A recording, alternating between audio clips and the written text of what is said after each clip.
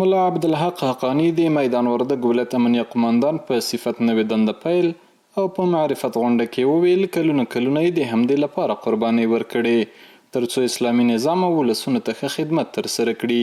همدارنګه د دغه ولایت د مسؤلینو په همکارۍ په پوره امانتدارۍ د خپل مسؤلیت د ترسره کولو ډاډ ورکوي.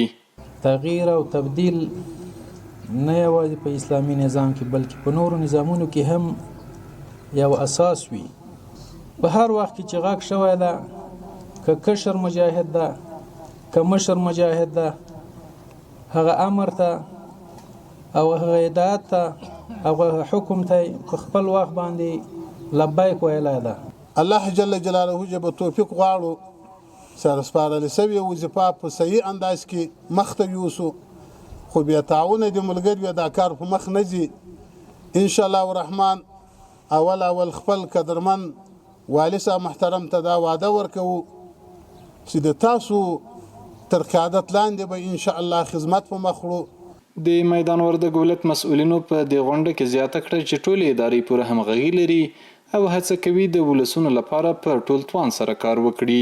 همداراز امنیه قماندان ته په چارو کې د پوره همکارۍ ډاډ ورکوي. زموږ امارت داسې نه دی چې خپل کار دی هغه به کار کوي بل اداره په کار نه لري.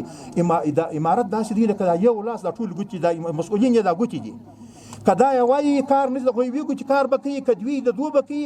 امارت ځکه مخته دی چې دا پنځه ګوتې امکانات یې نه وي خو په یو حرکت باندې حرکت کوي. موږ کامیابي هم دغه ده.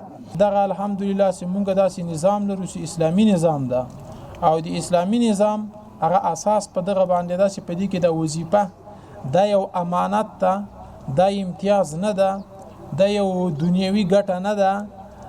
د دغه ولایت مسؤلین د پخواني امنیه قماندان مولوي عبدالقیوم هلال له کارونو خوښي څرګندوي او د عالی قدر امیر المؤمنین حفظه الله تعالی د ټولو احکامو او فرمانونو څخه هرکلی کوي.